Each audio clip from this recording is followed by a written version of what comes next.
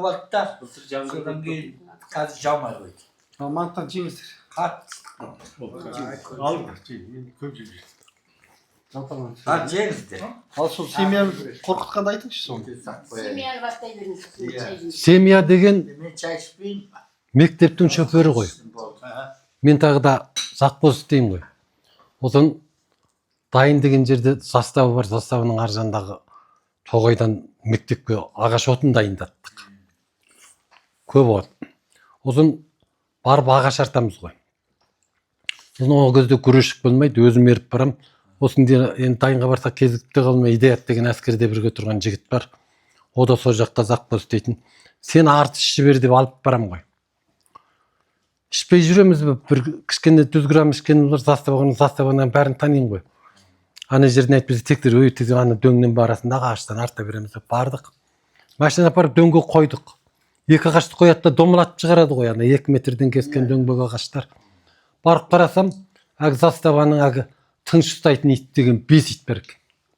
4-еуі сұры қасқыр сияқты, біреуі қара, бірақ бәрі қасқыр сияқты екен. Немедер шейін дөңнің үстіне байлайды екен шынжырмен. Өзіме қарап жатыр екен. Ана екеуі сен неме ит көріп кешкеден жүріп алайын, кету керек қой. Тезірек ағаш артайық дейді ғой.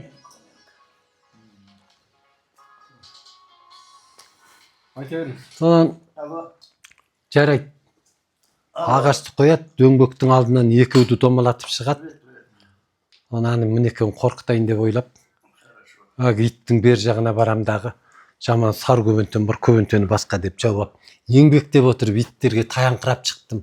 Иттер енді қандай ит екендік тексерейін деп ойлап жүрмін, оны қауіп тастайды деп жүрген ойда жоқ.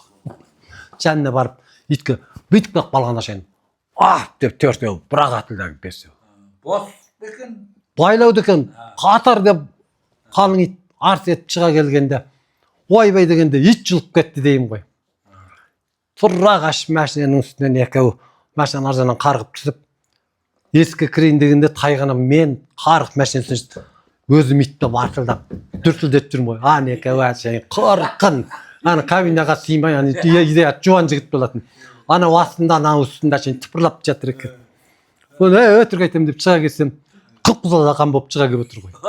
Сөйтіп табалдырыққа, үстіне мен анау тыпырлай берген, естеймін.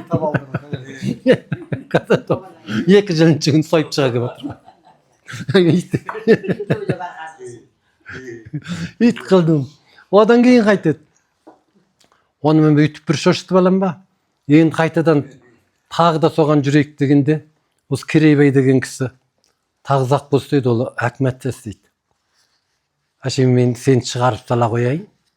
Сен келгенде маған бірден ала кел деп екеуміз бір жарты арақты ішейік деп барсақ, складта тұрады ғой арақ. Кейбір жерден арақ алғай деп қолын тығып қалса, ол кездегі арақтарына әпелкеге салған әбдірасала ненің ішінде келеді ғой. Біреу босаған нүктің ішіне мысық туып қойды. Мысық туса ылғи чыпчы бар, 5-6 жыланның баласы ұстаған мысықтың күшін тауып. Арақ ішіп тұрған кісі, үндеме қазір сен мен әкесін танытамын деп 3-4 аламын да қалтаға салып аламын мысықтың күші балалар. Складтың терезесінде қарап тұрмыз. Анау көп тоқтай қалды. Келді дағы. Жүріңдер, сенемедер, кешке дейін сенімен шығып болмай арақ ішесің деді. Үндемей келдім.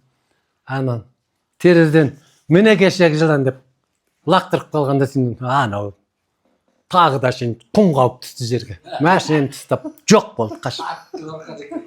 Енді семья жоқ. Құдылдағы қоршанға қарай қашып кетті. Машина мініп бар іздейін жоқ, бер іздейін жоқ. Енді бір жерін тауысың, өңі түсті қашып әшейін. Бармайым мен директорға барам. Сенем ылғи істейсің, жыланыңды ал. Қайдағы жылан? Алдап сулап әрінгі өтіріп, мысықтың күшіктерін тістап содан алып кеттік. Осы менен үндемей, о жол іштеметпейді, содан біраз ғана ұмыттырып, семья ұмытты оны қойдық, енді шошытпайтын болғам. Соған тағытын жүрім аңға барам ғой. Жанында 7-8 кісі бар. Үлкен кісілер. Аңғарап, іштеме кезікпей, 2 тарап болып кеттік. Біреу атайын десек, анадар айтып қояды дейді, жанындағы жігіт, атпа деп. Біреу андар атайық дейді. Соны 2-ге бөлініп кеттік те, Одар төмен кетті, біз жоғары кеттік. Дәукен деген жігіт бар. Қолым ұстап жүргенін шеккарбен бесоқ сиятын. Соны екеуміз жоғары жағынан түсіп келе жатырғандар шу ете түсті. Бұғы кетті деп. Тоқтай қалдық. Бұғы бас жағында жүрген бізді білмейді. Шақ бұлағын келіп жанымызға тұра қалды. Мойнына мылтық жұлып алып едім. Атпа деп отыр ғой. Кім? Ағы Дәукен. Атпа, ертең пәле болады, атпа деп. Атпа деді анау, хақ деп қалғаннан бұғы бірақ қарғыды. Енді келсек анадар, сенемендер, бізге сенбей, бұғын атпай қойдыңдар. Біз сонда неменеміз, әйтеуір бірге жүргеннен кейін. Нақ мықтысыңдар ма, сенімсіңдер ме? Бұғын мен қазір атып беремін онда сендерге. Нақ сенімді болсаңдар, онда жүріңдер. Бұғын айдап ататын жері бар. Біреуің аяғында тұрасың, ана орманнан сендер айдап шығасыңдар, мына жерде тосып жататын жері бар, Төкей қалып деген. Осыдан мен тосып жатамын, жәнде Көшкенбай екеуміз тосамыз. Қалтқыға келіп жаттық, андардағы айдайтын жер. Сен өте тез бармасаң, ана бұғы ары қарай Тоғайға түсіп кетеді, аяқ жағынан кетіп қалады. Тез барып, біріншісі жолынан аңдып тұрасың, сонда бері аса қашады деп тосып жатырмыз ғой барып бұғын. Деп жатсам, бұғын деп аңдып жатсам, міне жерінен бір жылан келіп, дағы шөптің арасынан тамағымның астынан өтіп, Көшкенбайға қарай кетті анандай жерде о да мылтық ұстап аңдып жатыр ғой. Енді ана бұғы кеп, ғана елінсақ бұғы кеп қал қайтырды. Сөйткенде шу болып кетті ғой, бұғы кетті. Сөйтіп дөндейге аңдысып қойған, дөндей кейін шықты, бұғы бізге қарай емес, ары қарай асып кетті ғой. Сөйткенде сып еткізіп, анаған таяғанша жыланды құйрығынан жұлып әкеттім. Қара жылан екен үлкен. Дереу мойнын қысып, тілін алып жүр, о да қорқады екен, қашты. Жыланды алдым дамын күн, осындай әскери киінбеймін ғой, мен жерінде қалтаға, заман күн тартып, жыланды қалтаға басып алып. Келдім, содан өздерін үстім. Айттым ғой мен жаңа сендерге, сендер оңғай сенбейсіңдер. Бұғы шығат бұрын кел деп айттым. 5 бұғаны кетіп қалды. Енді өздеріңнен көріндер деп. Содан әгідер біреу жеміс терді, біреу шөп жай терді. Екеуміз немей жүр кетейік. Заставаның бие байлап отырған үйі бар, соған көп екеуміз қымыз жіберек. Андар чай қайнатып жатқан. Шауып отырып, Кәртенбайдың үйіне келсек, бір қойды далада інісі сойып отыр. Қымыз сабада толып тұр екен. Жөлдеп келген кісі қымызды екеуміз берді. Ойбай немене? Төсегөрін келгей жатыр, семья келе жатыр. Болат әкім, Болат екеуі, Сапақтың кемпірі, келін екеуі төсегөрін әкеле жатыр. Болаттың мектептің мәшесімен дедік. Директор ғой Болат. Дедік. Болат деген менімен бірге оқыған еді. Ойда түсті түсігі жоқ, сөңгінді қайқайып, мойны қатайық басаға семенге ашайын. Мәшінемен дәл алдымнан шыға келген. Мойнында мылтық ойлай қалдым да, мылтықтың астын ашып жіберіп, 5 оқты түсірдім де, қалтама салдым.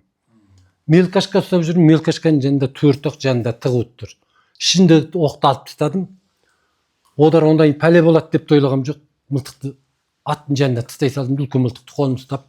Екеуі біреу семья, анау Болат. Семья неге қорқыта бересіз ол? Жездеңіз бе неменің? Жоқ, оны жыланнан қорқады ғой. Жыланның қорқытайын деген ойымда жоқ о жолы. Пәле болады деген ойымда да жоқ. Отыра қалып едім, о көрім болды, мынау көрім келді. Екі жақ діземді басып отырды да, үлкен ана үрізбе етік киеміз ғой, қоншына атын. Бірдеме еушел Қытайға барасың ба? Барам. Қытайға барсаң, мен саған бірдеме жазып берейін, ұмытпай. Далада түкті жоқ қой. Ана машинаның кілтімен мынаны деп отырып жазайын, сен ұмытпай үйге барғанда жазып ал деп, етігімнің қоншына деп жазып жатыр да кілтпен. Сөйткендегі Дәукен жынды ғой. Ондап отыр ма? Қалтаңда кілт бар емес пе деп. Оймасап отыр ғой. Деп жыланды алып шыққан кезде ашайын, екеуі бірақ бақырды. Анаға әкім сайды құлдақ қашты. Ана өрге қарай қашқанда ат үріккенде жолдағы мылтықты жұлып әкелді. Мылтық жұлып әкелсе жан доктор оқты салып жіберді. Оқты салып жібергенде шошқан кісі ататын білем ғой. Тұра қашып машинаның алдына ар жағына кіріп кеттім. Ар жағынан анау ар жағына айланды. Ар жағына айлағанда бер жағына қаштым.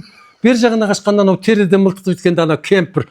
Мынау бұздатты деп кемпір екі қолды битті ғой. Үстінде келін ол бажылдап жатыр. Ат ол үркіп Дәукен атты қуып кетті. Сонда ат тоқтап қалды. Мен Дәукенге ат тоқтап қалады, үндемені қуытан қашады. Дәукен семья бүйтіп. Машина қайтып үргілге кіріп алды да, терезеден мылтықты шығарып ұстап отыр. Ішінде оқ тұр. Мен аңдай қорққан кісі.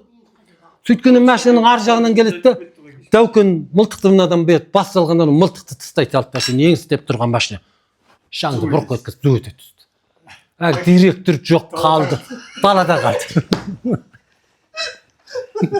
Директор далада қалды. Мылтықты дәукен ақ қалды, шатты екеміз әрәңгі ұстап алдық. Не деген Болат қайда? Болат қайды қолдақ қашып кетті. Үнден. Мен айттым, ой әкең осылендер, не істейді? Бірін-бірі тау болады. Қайда барады? Ойда түсті жоқ. Кеттік. Бері еңкейіп қарасақ артымыздағылар түк жоқ. Ақыл кішкен тос қолдайық деп тоссақ бірден айт шықтан кісілер келе жатыр, шауып келе жатыр. Тосайық деп тостық, жолда әтіретқан дегеннің үйінен жыланмен қорқытып қымыз ішем деп келе жатырмын, жездеміз. Жыланмен қорқытатын кісі. Со деп әлгі келсе бағанағы деймес әлгідердің түрдері жаман. Әлгі 5-6 бет-ауды қарала күйі.